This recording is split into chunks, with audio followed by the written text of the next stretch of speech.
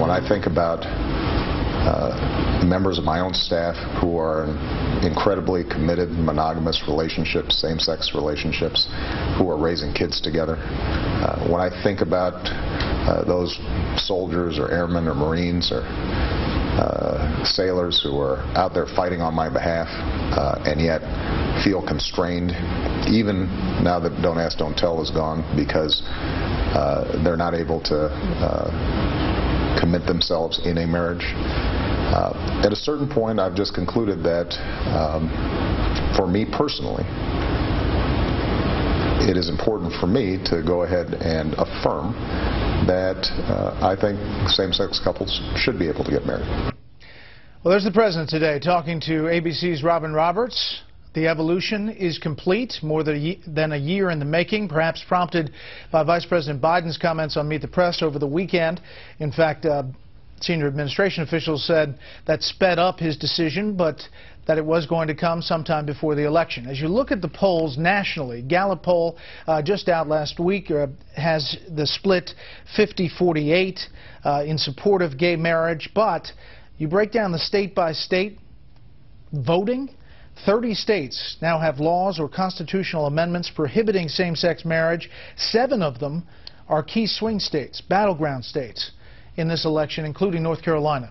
Just voted last night for the same thing. Let's bring in our panel on this subject. David Drucker, Associated Politics Editor for Roll Call. Juan Williams, columnist with The Hill, and syndicated columnist Charles Krauthammer. All right, Charles, about the timing, the positioning, and the development.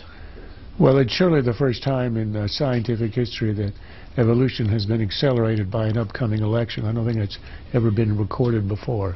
And granting the president the cynicism, the need to do this for electoral reasons, the withholding of donations from gay rights activists, etc., and the gaffe that Biden had made, which accelerated all this. Granted all that, I give him credit for what he said. I think that the two sides in this debate, as in abortion, as in a lot of other unresolvable social issues, deserve respect. Those who believe in traditional marriage, under the theory, a rather good one, that it's been the mainstay institution for human society forever until yesterday, and tampering with it ought to invoke a lot of trepidation.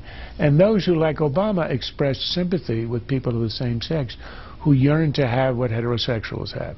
I understand that, but there's one thing I wish the president had done, which is to say to what is now his side of the debate, show a little respect for the other side.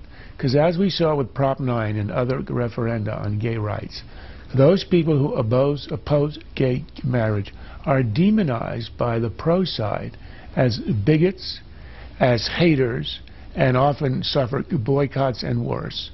Whereas I think he ought to say to the country, a difficult decision, each side ought to respect the other and not demonize them.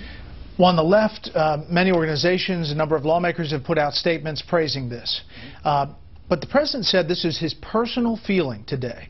He also said it was a states' rights issue, not a federal issue. Essentially, states could decide. We saw the map there. States, when voting, have decided. So is there a problem there on the left that now this is the expressed personal feeling of the president, yet he's not leading from a federal point of view if, as the left sometimes describes it, it's a civil rights issue, that the equality issue on marriage? I think it is being posited as a matter of discrimination, especially by people in the gay rights community. I don't think there's any question about that, Bret. But the president was careful today, and I think he positioned himself so he's a contrast to Mitt Romney's position. Romney has been in support of a federal amendment to ban gay marriage.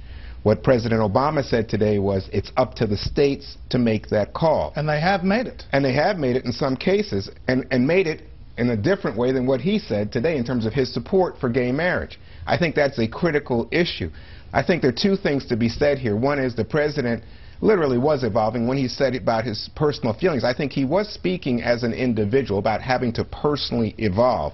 Because if you think about it for a second, it took him a while to it took a lot of political pressure to get him to stand to end the ban on gays in the military. And you remember he put a lot of political capital into that. And, of course, his Justice Department has stopped enforcing just the issue you talked about, DOMA, the Defense of Marriage Act, as a federal law here in the Capitol.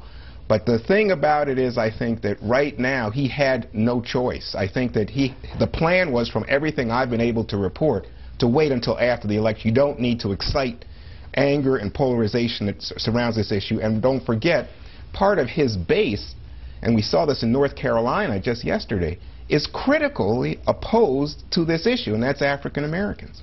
This is what Mitt Romney said this afternoon when asked about this issue and this statement. My view is that marriage itself is a relationship between a man and a woman, and that's my own preference. I know other people have differing views. This is a very tender and sensitive topic, as are many social issues. But I have the same view that I've had since running for office. How does this play politically, David? Well, it's an interesting question. I think in the immediate, this can cut two ways. First of all, it could energize rural voters and voters that have been a little bit hesitant to enthusiastically support Mitt Romney, because on this issue, he's been very consistent in terms of what he did as governor of Massachusetts when you had court cases there, and he tried to block same-sex marriage from becoming law. On the other hand, this could help Barack Obama with independence, and it could, if we get too much into the weeds day after day discussing same-sex marriage and the implications of this, we're not talking about the economy. So if I'm Mitt Romney, I'd rather talk about the economy, because even though this issue won't hurt him, and in some of the key electoral states could help him with rural turnout, his path to victory and the unifying issue that really puts him over the top, if he's going to get over the top, is jobs and the economy. And I'd say one last thing as we look at this. I spoke to a senior North Carolina Republican taking a look at the election returns from last night, who said rural turnout in North Carolina was way up, much more than was expected, much better than urban turnout. It was attributed to the marriage amendment, and so this kind of thing could have an effect down the line. Charles, in 1996, then running for state senate, Barack Obama filled out a questionnaire, and he wrote this. He said, quote, "I favor legalizing same-sex marriages and would fight efforts to prohibit such marriages." Now, when he became a candidate later, that obviously evolved. It changed even greater, and now we are seeing full circle. Mitt Romney can't really attack him on the flip-flopping, can he? Well, then Obama can't attack Romney That's what either. I mean. Right. And I must say now this is another unique example of evolution in which a species evolves one way and then turns around and goes back. That also hasn't been seen, at least recently, meaning the last million years or so. Look, Obama is obviously attacking. When he ran in Illinois, he was in a very liberal environment, and he went with the way he had to go. What does he believe in his heart? I have no idea. But I think where he's come out, at least politically, I think is going to be a wash. I agree with your analysis.